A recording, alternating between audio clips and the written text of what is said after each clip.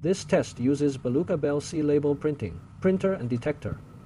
The model of the printer is the CHIM series. Let's first take a look at the label to be tested. This is the printing software, Bartender. As you can see, the label to be tested includes one-dimensional barcodes and some fixed text content. Now let's take a look at the BLC software. This is the detection interface of BLC software.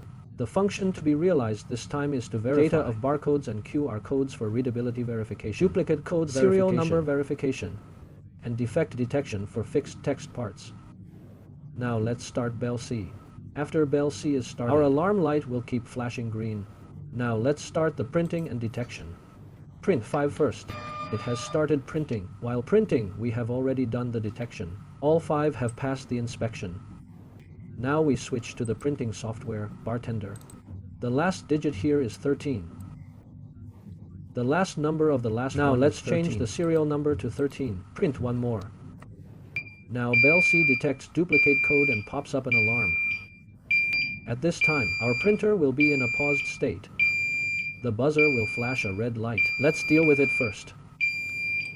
Now let's take a look at the specific information of the error. The first message is duplicate code verification. There is a real value here, which shows the data has a time.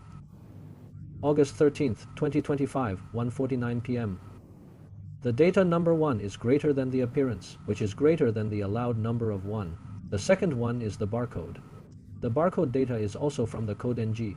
It also shows the number of data and time. We also verified the serial number. The last one is 13, the second one. This one should be 13. Here, our expected value is finally 14, but in fact, we moved the digit forward by 1. But it's actually 13 here. The serial number will be displayed. The actual value is not the expected value. We just checked the barcode and serial number. Now let's adjust the print density to make it appear some flaws and reduce the concentration. I'll deal with it first. Now let's look at the location of the defect. Here, some content is missed, so BLC detects the defect and pop up an alarm. The second position, it's also because we reduced the concentration. The missed content is here. Now let's remove the label that was just printed. Okay, we can see the missing position of the print is consistent with the alarm position. After the inspection is completed, you can click the stop button. Click Query. Here, you can search for the detection records. We can query the records of today's detection. Select Export. Here, you need to select the file path. We put it on the desktop and name it the current date.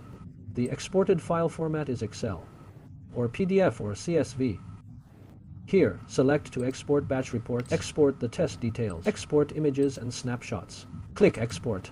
Export completed. Now we go back to the desktop and open the file we just exported. The first page of the form is our piece report, which includes the start and end times of BLC, the number of OK and NG images, the number of times each started, and the corresponding detection record. The middle is the image of our template.